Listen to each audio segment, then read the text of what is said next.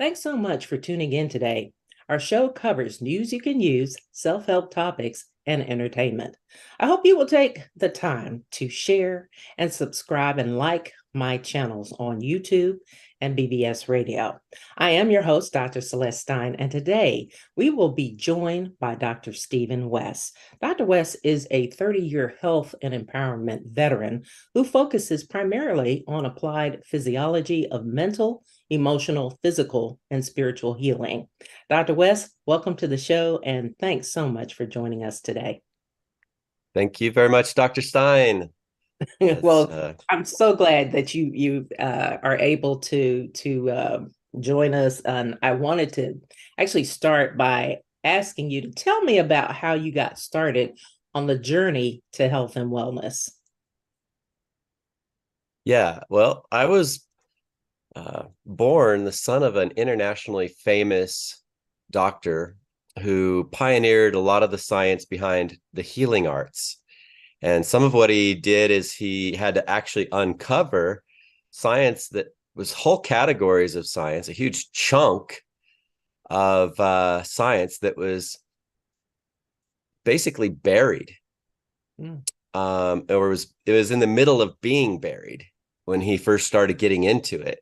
They just basically decided to take it and create a society on a huge category of science that has to do with all of the fluid in the body. We're mostly water, and most of that is lymphatic fluid.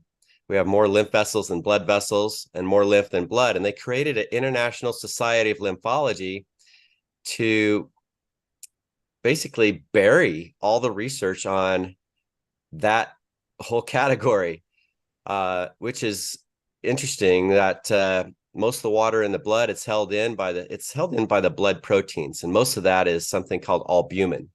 Mm-hmm. So 70% of the blood protein is albumin. It's the smallest one. It's the one that's around a single cell of a chicken egg. When you crack it open, that clear fluid around the stem cell is albumin in water with all the nutrition that cell needs to grow a whole chick without any external source of any other nutrition, not even any external source of oxygen, because the genes are tuned in a way where it doesn't waste any oxygen. It is, I talk about efficiency with oxygen and other things, where it's just recycled over and over and over and over again back to oxygen. There are efficiency mechanisms in the body that we've discovered that do that. And well, my father, he became the first non-medical doctor in the world to become a member of that organization. In the fine print, they made it so technically it was not a pure medical society, so they could no longer publish that research in the medical journals, even though this was made up of over 300 of the top medical minds in the world. Most of these men are department heads of medical schools and universities, men who didn't learn it in school either, but were smart enough to figure it out on their own. And they even went behind the Iron Curtain, which was a big deal in 1966 when that organization was founded, right in the middle of the Cold War, with international military forces. With their help of international military forces, they gathered all the top medical minds in the world who knew anything about this albumin in water leaving the bloodstream. And it's so it's not only the water magnet, it's the sodium magnet, and it's the carrier for all the nutrition in the body for most of it. This is how it's transported throughout the body. It's also the carrier for the drugs. And all the drugs are chemically attracted to different parts of the body, will cause trapped albumin in all the parts of the body they're most attracted to. That's where we're going to notice it the most. And all the itises are inflammation. The word tumor comes from its Latin origin, tumere, which means to swell. In fact, you cannot have a tumor without swelling, just by definition. You can't have any of those itises without inflammation. It's the same thing. And we're talking about the basic aspect of the healthy versus a disease terrain or environment. This is the main aspect of terrain theory. My father was probably the greatest champion of terrain theory that ever lived. It's whether there's inflammation or not. And with the inflammation, it goes more and more into a positive pressure blowout. So that part of the body stops working more and more. And then they name the diseases according to who discovered this, how it affects that part of the body, or location. That's pretty obvious to most of us, as one of the first things most of us notice, because that part of the body either starts hurting, We notice the inflammation. It starts shutting off. So who discovered it? Who cares? They just want credit. I've got the reverse paradigm. If you get zero disease, you can give me credit. That's sort of a trademark name that I came up with. I've got the .com. So zero disease. Yeah. Sort of the reverse paradigm. I was going to ask, do you find any correlation between, COVID and the inflammation and the body, 100%. Yeah. 100% of deaths of COVID have hypoalbuminemia. It means low albumin in the blood, as well as a terminal inflammation around the cells. They came out with an article about this early on. They've known about this kind of thing for a long time. What it did not say, that article, was that it's because you have trapped albumin around the cells, because all that research was buried, how it leaves the bloodstream and how we need to activate the lymphatics to pull it back, because that gives everybody the secrets right there. And it's simple things like deep breathing and bouncing to activate our lymphatic vessels. That's why there's no place for the lazy person. We're all supposed to be physically active. And that deep breathing and bouncing, that activates lymphatics like crazy, and it doesn't cost anything to do it. And why weren't we told during what we just experienced the past few years that would be having a major impact on our survival rate? Right. There was yeah. I was going to say, in hospitals, it just seemed like there was a lot of information and things early on that perhaps were not known. And I guess that's why they call it practicing. A lot of times it's, trial and error, but it's unfortunate that, there might have been information available that people, didn't have access to. This was something that was discovered in 1979. There's a guy who photographed the lymphatic system for the first time. He was photographing right in the chest. There's a thoracic duct, lymph vessel, that comes right up between the lungs. And when we take a deep breath, go ahead, right at the peak of that deep breath, it shoots like a geyser, like an oil well. Jack Shields from Sacramento was in Italy at the 1979 Congress of Lymphology presenting this for the very first time. And my father just happened to show up for the very first time, not even knowing how they would respond to him. That's when he became the first non-medical doctor in the world. And originally, he became the first non-medical doctor to become a member of that organization. My father was originally headed to become an osteopath, and we lived in Arizona at the time. He was commuting down to Tucson because that's where the only medical school in Arizona is University of Arizona in Tucson.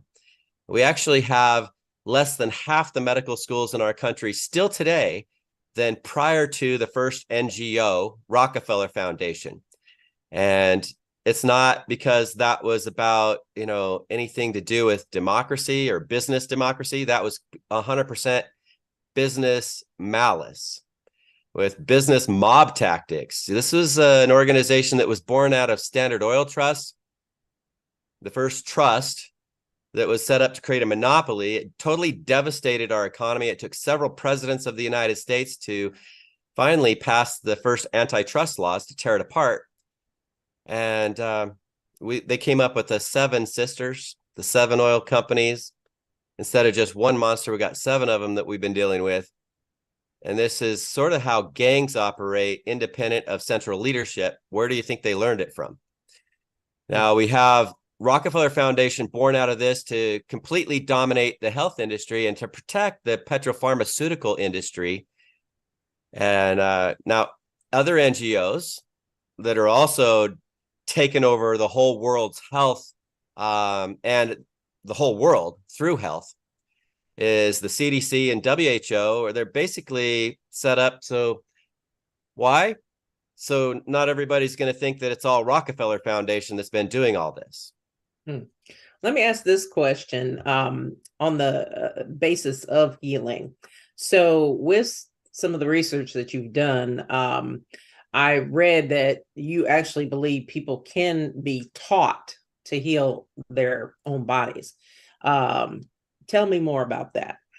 Well, the deep breathing and bouncing, like we were talking about before, that alone, and then that's like internal work.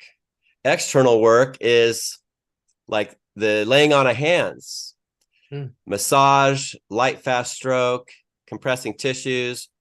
Those things activate lymphatics on the outside. So one way or another, it's all the healing arts. When you get into another side of the equation is energy. Energy is a master key because when the energy comes out, that albumin in that chicken egg example, it's like taking it to a hard boiled egg without boiling it. It locks up, and it's what makes a cancer tumor hard. When the energy comes out, we're just talking about the amount of energy that cells normally produce. It's about 0.7 to 0.9 millivolts. It's very subtle, but it is measurable scientifically.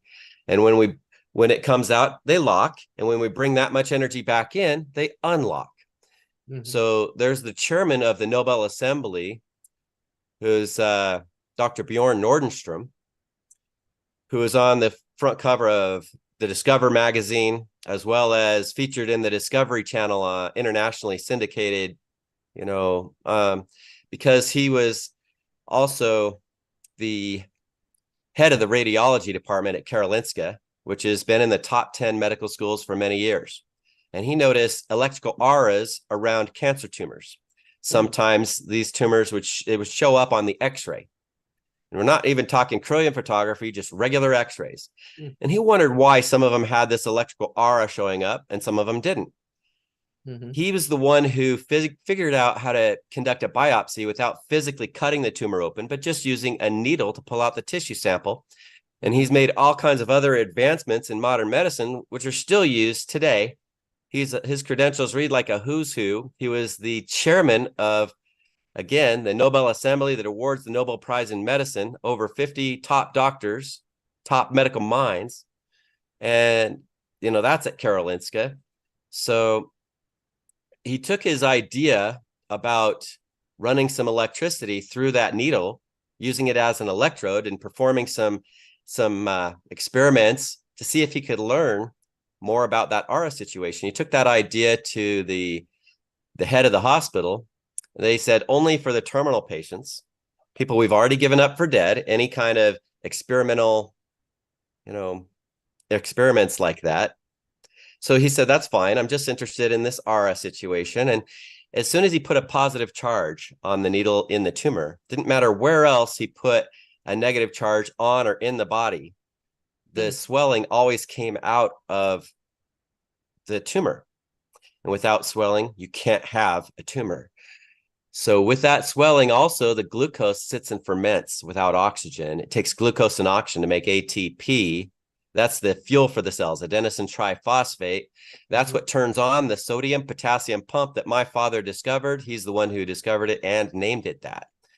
So that's the engine of the cell that generates the electrical power for cells to work. It's I can get into more detail on that, but it doesn't work with inflammation. It shuts off pretty quickly in most cells, and except for stem cells.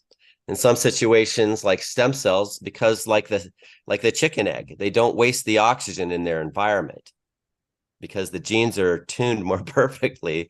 They just have other abilities. But you're looking at most cells shutting off very quickly, the glucose sitting there without oxygen and fermenting every single time over time. And that's what the cancer cells live on. They're anaerobic. They live on fermentation. In fact, all of the bad guys, harmful microbes, for example, they thrive more in a lack of oxygen environment where there's fermentation. Everybody has challenges that come up, and we need to know how to activate our lymphatic vessels wherever that swellings happen, wherever those battles are happening, because we're not supposed to have the inflammation too much or to stay too long. And if it gets locked, that albumin, when the energy comes out, gets locked, it can sit there for a lifetime. So the deaths of COVID, all of them, terminal inflammation, hypoalbuminemia means low albumin in the blood. It's basically the technical term for shock. When you lose enough pressure in the bloodstream, the blood vessels collapse, leaving you dead on the spot. And most of the soldiers in war still today are dying of shock. Not that they had a wound that was lethal. Most of the wounds are non-lethal. And most of the deaths still, when they see the blood leaving their body, you can cause the shock just from the mindset. And so many people like myself, we're coming out and warning against all the fear programming that was coming out over the media. The fear of death.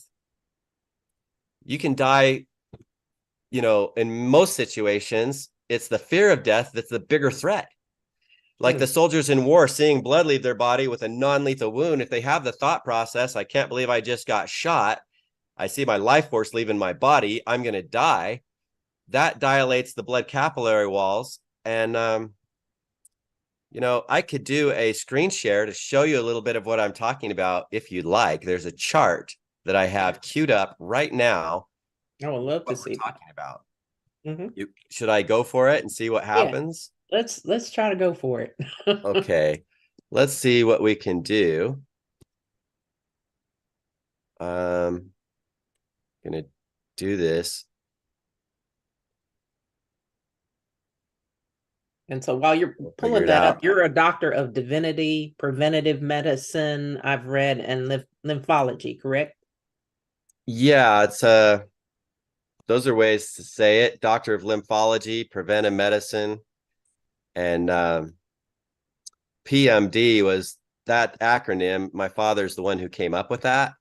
Mm-hmm. That means Doctor of Preventive Medicine. So I had already taken all his materials and updated them. Everything he ever said in his audios and literature, I transcribed while he was alive. So I was his top student and was moving the ball forward while he's alive. Now here, you see this on the left side, it's labeled health. And on the right side, it's labeled disease. Mm-hmm. And you've got on the top a blood capillary, on the bottom a lymphatic capillary. And you see the blood capillary at this level, it's at the bed of the cells, and the capillaries are full of holes called capillary pores. The larger vessels that deliver blood are called arteries, and that retrieve the blood are called veins. And they have a muscle layer around them.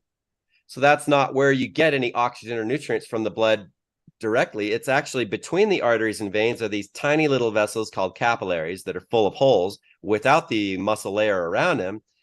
Are you able to point that out with the cursor, what you're talking about? You see my cursor here on the screen? Yeah. So this is a blood capillary, and you see these arrows moving in and out. That represents, with every beat of our heart, the positive pressure pushes the water out. And in the healthy environment, that water with all the dissolved nutrients and oxygen shoots all the way across the cell wall, so they have access to the oxygen and nutrients. Because they're held in a tight solution, it's actually a negative sub-pressure environment, like sucking on the end of a balloon, and cells volumize in this environment without the excess fluid. Because the life processes are on that bring in the nutrients that volumize the cells from the inside out. Over here on the right side, that same fluid comes out of the capillary, and it does not shoot all the way across because of there's pushing the cells further and further apart, the excess fluid around the cells. And when you shut off the sodium potassium pump, we're not bringing in the nutrients anymore that volumize the cells. They actually seep right back out of the cells, and they dehydrate in excess fluid. If it's a red blood cell, they pancake, they flatten out and stack. And that contributes to the thickening of blood and to blood clots. Unless it's a genetic sickle cell, then they go into a sickle cell shape when that happens. Now, when they're volumized, I believe you don't have either one. That's my theory. There's some more science that needs to be done on sickle cell anemia. But this gets into so many different areas like that. That's one of a lot of different examples. But when the fluid comes out, the cells aren't even getting access to the oxygen and nutrients. Not only does that happen, but the albumin locks here, starts forming more and more of that itis or tumor is what you're looking at on the right side. And then it also starts locking through the capillary wall because the energy is coming out of that part of the body, and there's no blood flowing through the capillary either in that part of the body. It just locks up. Can you pause for a minute? I have a question. Where on the B side, the disease side, where nothing is passing through the capillary, why is that? Because the energy comes out, and that's the key that locks the albumin, which is what carries that water throughout the body. And it's mostly what holds the blood volume and the positive blood pressure in the blood too, it's this albumin that we're talking about. So when it locks around the cells, that's the disease environment. Every degenerative disease on the planet, when this happens in the pancreas, you stop producing insulin. When this happens in the eyes, you go blind. And you start forming cataracts because the minerals start falling out of solution and depositing wherever this happens too. When the energy comes out, minerals fall out, calcification begins. It's part of hardening of the arteries, which is the beginnings of heart failure. There are mechanisms. What we're talking about, this is terrain theory, is the most important aspect, in my opinion, to start even learning about health. It's from this chart that we're looking at right here that we can explain about it the most. And on the bottom side, you've got lymphatic capillaries that are transparent because the lymph fluid is clear. It's like when Christ was on the cross and they pierced his side with the spear of destiny at the base of the largest lymphatic vessel in the body that I was talking about, the thoracic duct. Over on this figure on the left, you can sort of see this is a lymphatics. On the left side, there's this sort of an image of an individual that's just lymph vessels. And in the middle, there's that thoracic duct coming right up between the lungs. And when we take that deep breath, it puts pressure, makes it shoot like a geyser. But Christ on the cross, he wasn't able to take a deep breath very well with his arms being all stretched out. And when they pierced the base of that, out came the blood and lymph. That water is lymph fluid. All the clear fluids in the body is lymph fluid. Out came the blood and lymph. And I can talk about more about what happened after that. I do that in a program called The Laws of Empowerment. I'm happy to gift that to anybody who's listening if they have any issues with financially with ordering it. But it's available at thelawsofempowerment.com. The first 2 hours is a zero disease class that's normally $20 or $30 from my events page on my main website, Zero Disease. But that docuseries already has it in it, because everything from there, we can talk about how every other area of our life ties into this. My father wrote his formulas. You see down at the bottom left, EXFL, that means excess fluid. EXNA, that means excess sodium, because the Na is natrium. That's Latin for sodium. Okay. So then lack of oxygen, O2. That's part of the formula for disease. Part of the equation. There's a basic equation for disease. There's a basic equation for life. This is life and death. So my father wrote the equations. Dry state versus what we have on the right, disease with that formula. So you're saying, is it mainly through the lymphatic system that you believe we can reverse disease and be back on the healthy side of things? There are several master keys for different branches of our tree of life specific to regeneration. And what you're seeing is sort of a tree system in the body with a tree trunk right in the chest, the thoracic duct. And this is where all of our lifestyle ties into this that you're just asking about, where everything positive that we think, say, and do helps maintain the environment that you see on the left, the healthy environment. Every time we break any of the laws of nature, it's part of what's creating the disease environment. So my father knew that this was going to be important in helping actually establish, if it were possible, world peace. And a lot of people say that's absolutely impossible. In my opinion, they haven't bothered to even start asking the right questions and putting in the solutions to solve our problems. We've had systems just manifest. There's a system that's a model that I believe can just replace the pharmaceutical model right now. And if you want, I could share some slides on that as well. But it's something that the pharmaceutical model has been one drug to target one gene out of about 5,000 disease mechanism genes. According to Ingenuity, they've all been mapped out. And if you can go to pubmed.gov, if you know what the abbreviations are, you can type it in and the name of any disease or not, and it'll show up. You'll see how many studies have been done just on that gene. And if you type in NRF2, NRF2, you'll see how many studies have been on NRF2 regulating that gene. And we know now that NRF2 regulates all 36 cytokines that are associated with every coronavirus, and that they quadruple their expression when they're not being regulated by NRF2. More and more after the age of 20, it shuts off. And we learn some things that we can flip like the switch and turn it right back on again. This is a master key. It's like a God particle in the body. We're born producing it. It's not something that man created. They've been targeting one gene at a time. What God created does 100%.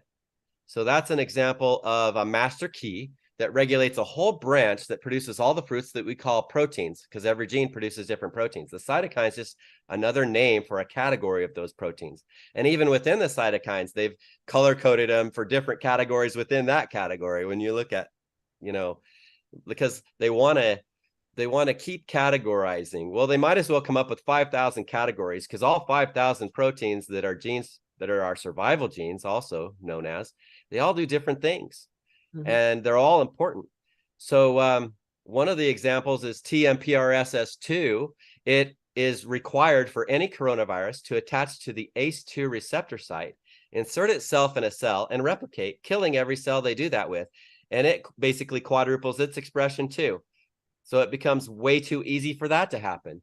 And when we activate NRF2, it's down-regulating the things that we're producing too much of. And it's up-regulating the things that are shutting off, like our super antioxidant enzymes that just eradicate all the free radical damage in the body, which we're also dealing with anytime there's an invasion. We're having increased free radical damage, because it's how the white blood cells and lymphocytes, when they find cancer, when they find anything in the body that's any poison that's not supposed to be there, any virus that's not supposed to be there, they are able to create their own antibodies on demand in the healthy environment. Especially in the gut. When that is happening, we have the friendly flora there, and it's their job to help identify friend from foe. They work with the white blood cells and lymphocytes. The whole gut is lined with lymph nodes. The further down you get, the higher the concentration of lymph nodes. That's where most of the immunity happens in our body. That's the garrisons that house the white blood cells, and lymphocytes are made up of a ton of white blood cells. If the white blood cells are like our army, the lymphocytes are more like the special forces and Marines, right? They're like the elite forces. Dr. Steven, we need to take a quick break. When we come back, I want to talk to you a little bit about, you just mentioned, God in this equation. I kind of want to talk about how you think that really ties into the healing process. So we'll get into that in just a moment after this quick break, and we'll talk about that. We'll be back right after this. Domestic violence between intimate partners is expected to rise by 20% during and coming out of the quarantine shutdown. There are steps you can take to protect yourself. Don't wait for an abuser to hurt you. Call the police if you feel threatened. If your abuser begins to stalk you, it might be time for an order of protection. Once you get it, carry it with you and show it to police if you must call them. For more information, call the Legal Aid Society at 1-800-238-1443. Hello and welcome back. You're listening and watching the Celeste Stein Show on BBS Radio. I am visiting here with Dr. Steven West, and we are talking about the whole healing process. And Dr. Steven, I wanted to ask you, I know, we've mentioned you're a doctor of divinity, preventative medicine, lymphology. What percentage or role do you think that spirituality, religion, and so forth, what percentage in the whole process of medicine and healing, how much do you think spirituality or religion or your belief system plays a role in the healing process? Well, everything is interconnected. You can't separate it. The laws of nature, it looks like the laws of nature and the laws of God are one and the same. And some people would rather talk about it from a scientific perspective. The oldest teaching that I could find is put the principles in action and get the fruit. And science says put the laws in action and measure the results. Einstein said the intuitive mind is a sacred gift, the rational mind, a faithful servant. We've created a society that honors the servant and has forgotten the gift. And still, some people would prefer to, if they're doing what they can to magnify their thought wave, to call it meditation, and others prefer to call it prayer. They both magnify thought wave. And if you take the power of the word and you're more of an observer, you can physically manifest the physical healing if you know how, if you know the principles. And I'm not here to cram my personal religious views down anybody's throat. I don't think that that's necessary. I think that no matter where people are with their personal beliefs, they can start taking principles and putting them in action, and they can do it enough to where, especially in a controlled environment, where they get predictable results. And that will shine a light on whatever that principle is, brighter than whatever it was before. It'll help them identify other principles that were connected to that principle that they were using, that they could start doing the same thing, well, with the other principles, putting them in action and getting the fruits from those principles until their faith can take a back seat. And it doesn't matter where in the circle of truth you start. You can go full circle no matter where you start, just by following this process. It's how we learn most, is by experience. And we learn more about the love and hate from those that are closest to us than anything else. And we learn about the abuse versus the empowerment. And there are a lot of people that will hide behind even the name of Jesus Christ as a wolf in sheep's clothing. And it's been something that has been something that we're all meant to learn from, so that no wolf can hide under any mask of no abuse, no matter what it is, not even behind the name of President of the United States. That abuse is abuse is abuse. And so that's one of the reasons I produced the Laws of Empowerment program. The first thing it starts talking about is war. Very early, it gives people an upgrade in the personal development model that we've had.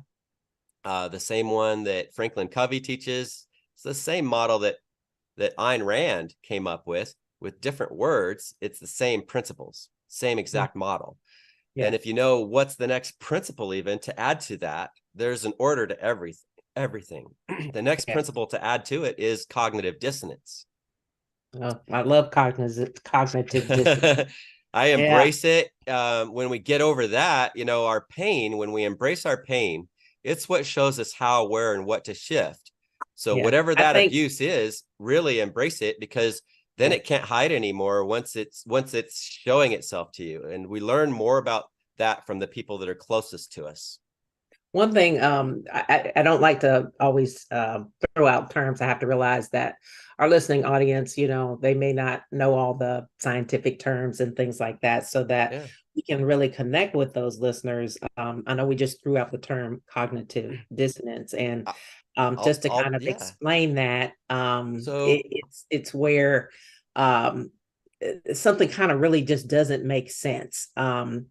It's like with when the Space Shuttle Challenger went up into space, there were several people who thought, there's kind of a problem here, with the O-ring, from what I remember. And it was like, some people were saying, no, we shouldn't go, we shouldn't do it, we need to back out of this. But other people were like, oh no, I think we should go ahead. But it's like when things don't really make sense. And I guess another good example would really be like, you have nurses who work in a hospital. They work in the area where people may have lung disease, right? And every day they're treating people who are dying from lung disease. But on their lunch break or their 15-minute break, they go outside and smoke.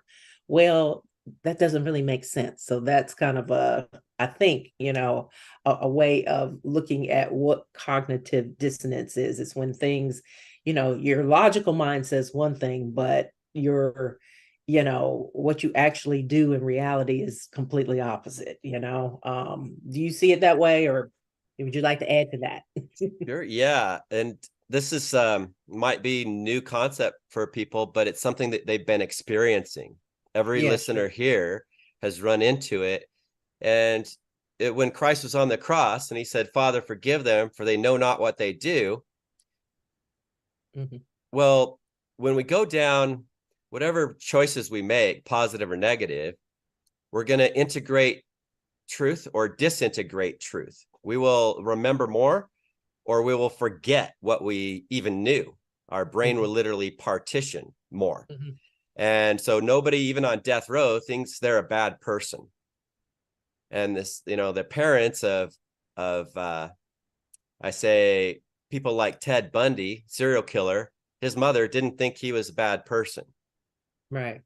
Well, we But all have a duplicitous nature, don't we? I mean, every person, there's this idea, duality, good and evil. But when we're faced with our issues, we have two options: change our behavior or forget it.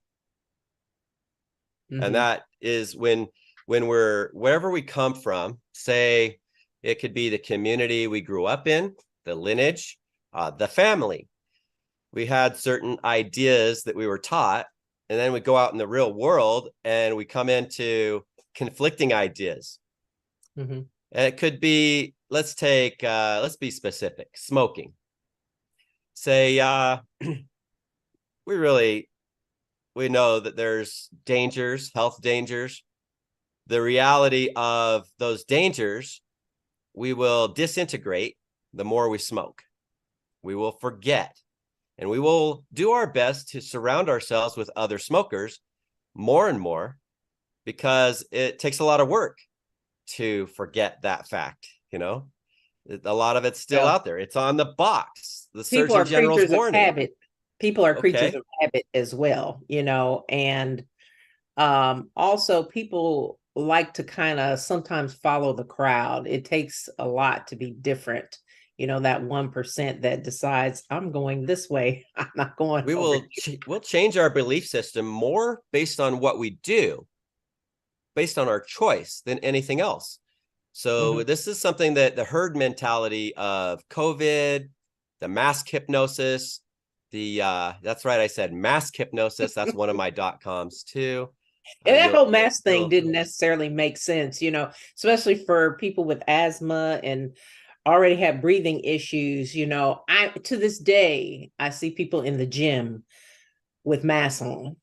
This little is very commitments lead to serious.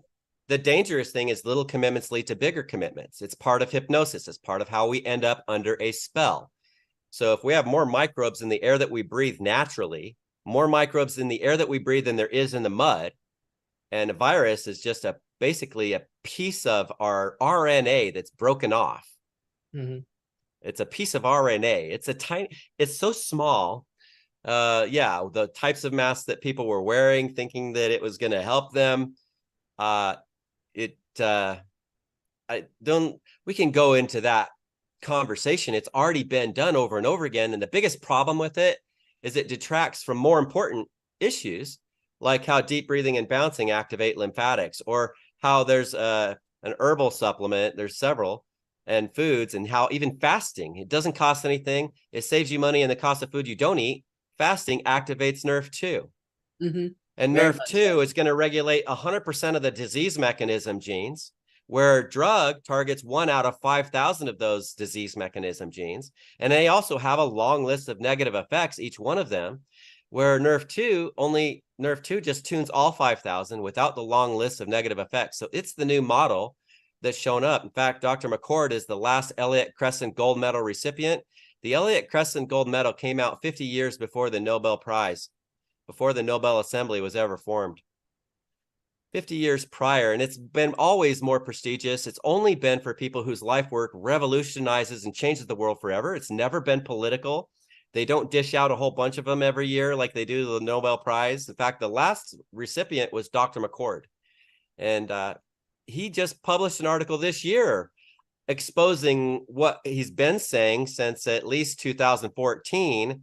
The pharmaceutical is the one drug targeting one gene approach. And it's insane. The Mhm. definition of insanity is keep doing what you've done, always expecting a different A result. different result. And Yeah. instead of Mhm. big pharma, we should be calling it small pharma. Mm. The only thing big is what they've been doing is how much money they've been making and how they've influenced with that money, padding the pockets of lawmakers, which is what they're not even happy with the amount of control that they've got with the NGOs across the globe with what we just experienced. They're Let's lobbying say right some, now maybe to some tighten their grip lawmakers. even further. And we know from the Laws of Empowerment docuseries, control is pure evil. Freedom is where the real answers are. And Hmm. our health freedoms have been under attack. They haven't been talking about the bigger solutions like Nerf2 activation. Why? Because that's what the pharmaceutical industry is the most afraid of. They're terrified. They're shaking in their boots and they're scrambling for more control. They're trying to buy themselves more time and trying to come up with their own Nerf2 activators, even though the way they're doing it chemically, there's long lists of negative effects. Merck had to abandon their first project after spending millions of dollars. Their own research proved they were killing people too fast to unleash it on the masses. And there's already Well, herbal formulas that do a without very good job of having it. Merck to defend itself, I don't really want to kind of, Okay. get into that. If they were Okay. part of the discussion, we could do that. One thing I want to kind of get into as we're talking about, health equity, education. What role do you think health equity and one's overall knowledge through education, uh, what does that play in one's overall well-being? Because there's been a lot of talk, it's like COVID ripped the band-aid off of the fact that we've had this a long-standing issue or problem, especially in communities of color, that don't have as much access to funds for healthcare and education, and that type of thing.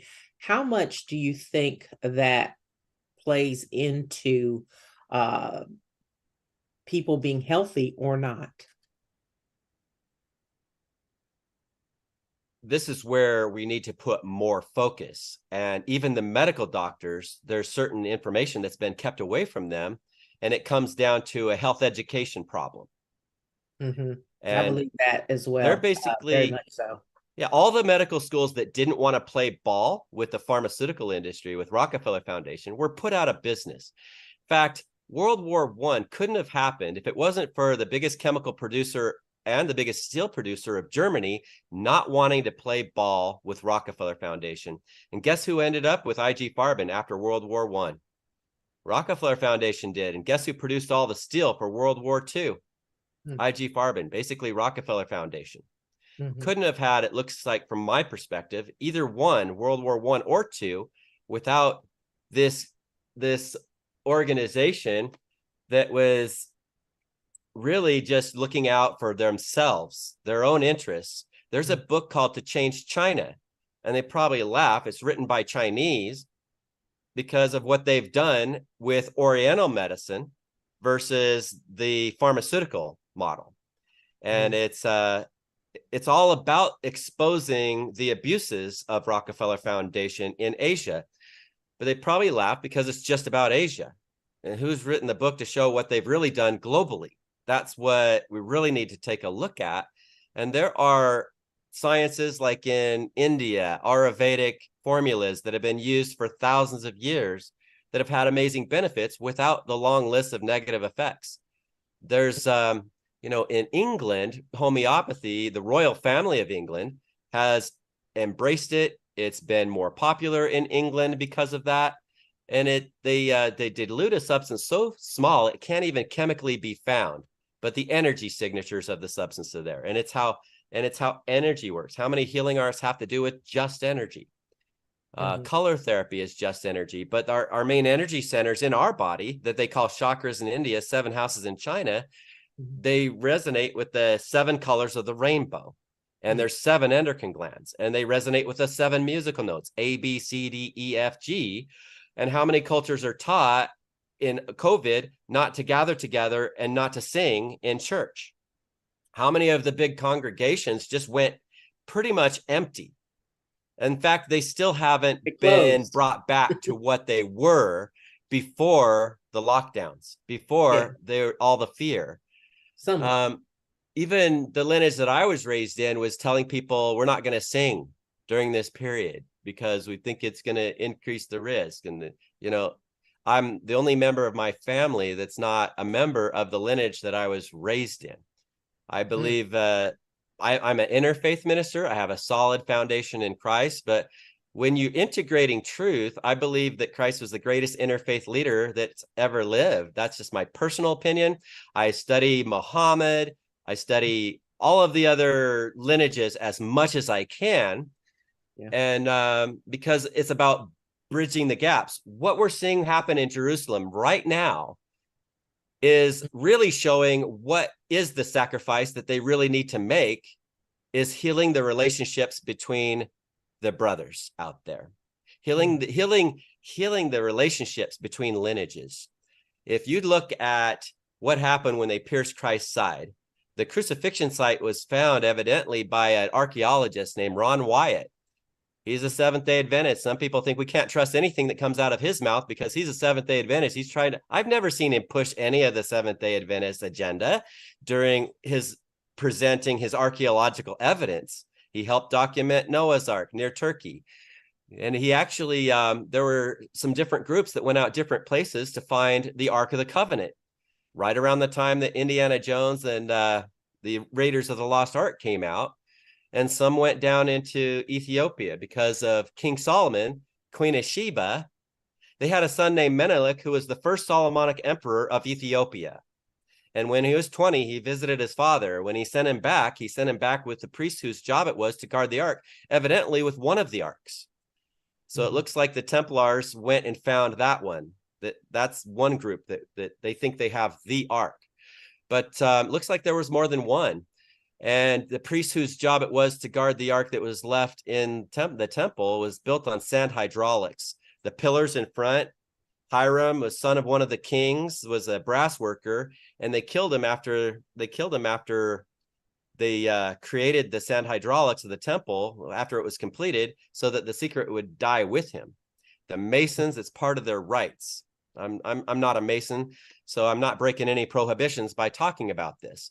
But those pillars measured a certain height at when the temple was built, and then after 400 years before Christ, the temple was raided by the enemies again. It had already proven, the Ark of the Covenant had already proven that it couldn't protect itself. It had already ended up in enemy hands before it caused them so much turmoil they decided to give it up. So, but when it was activated, those pillars later in the record of the Bible, they measured they were shorter because the sand hydraulics were activated.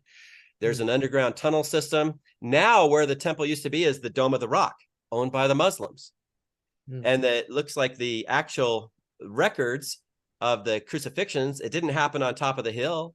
That's the first artist depiction, and nothing's influenced art more than art. So all the other artists have been drawing it happening on top of a hill. The records of the political records of the actual government, they talk about it doing those at the main roadways where there was high traffic areas where they could make examples of these people.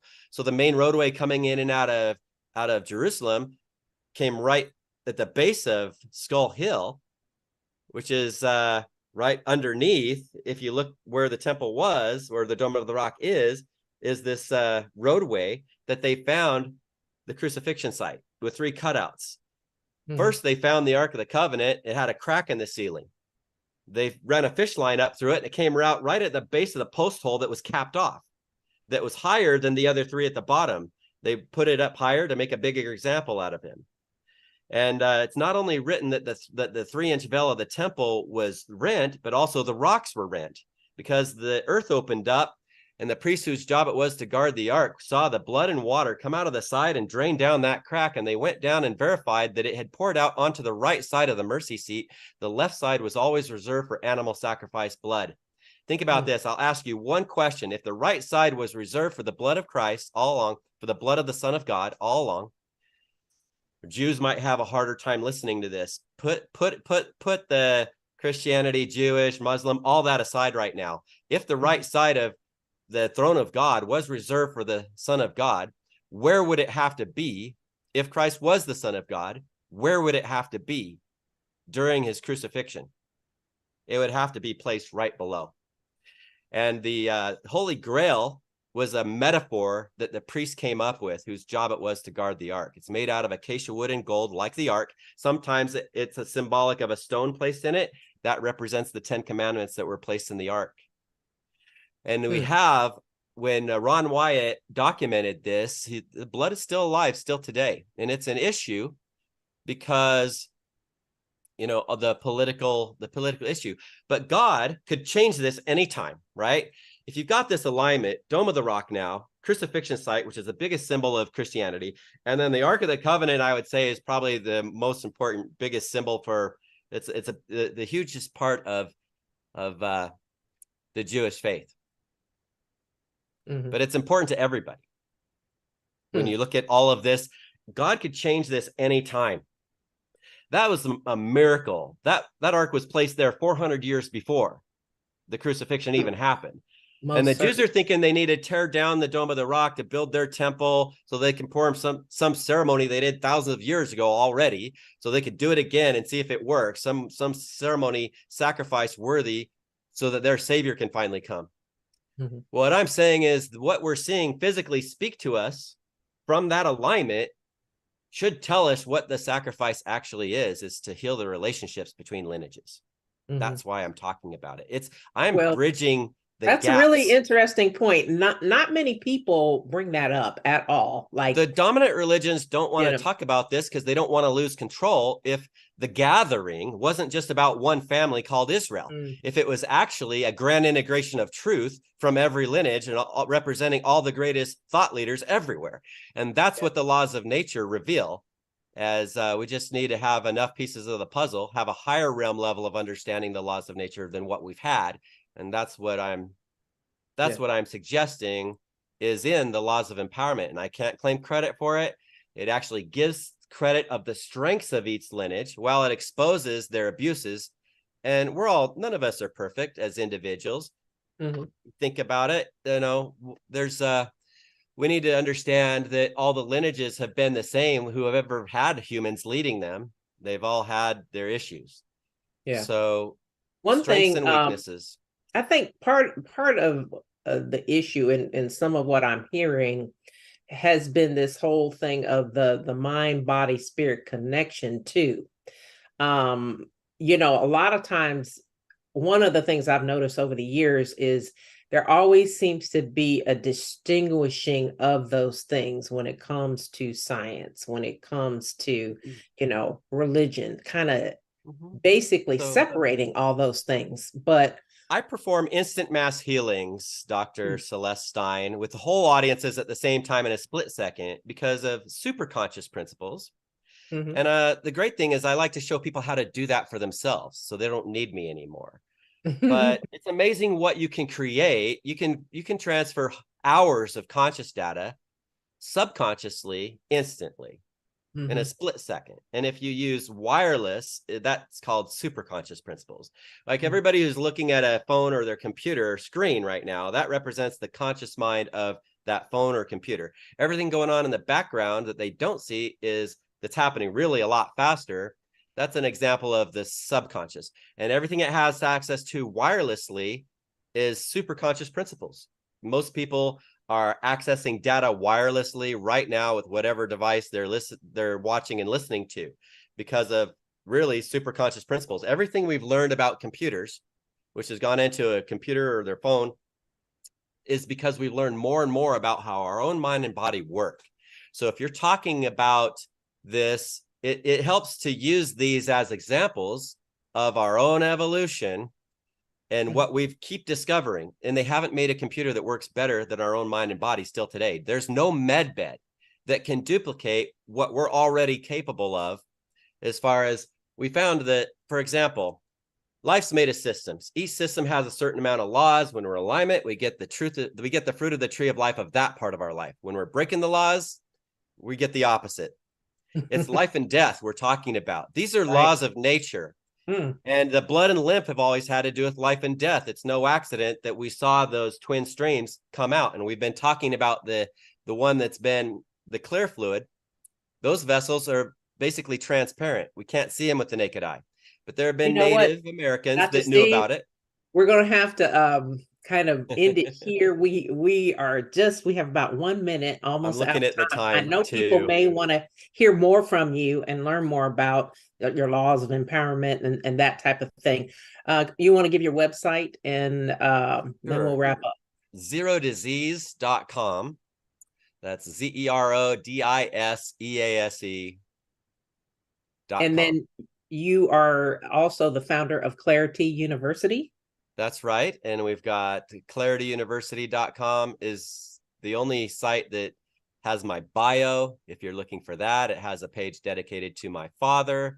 If you're looking for more information about him, he was he was like the Nikola Tesla of the natural healing arts, but I was also very intuitive. I have the same astrology as far as north and south node that in Egypt they call dragon head and tail, as Edgar Cayce, Nikola Tesla, Nostradamus, and the most intuitive minds of history.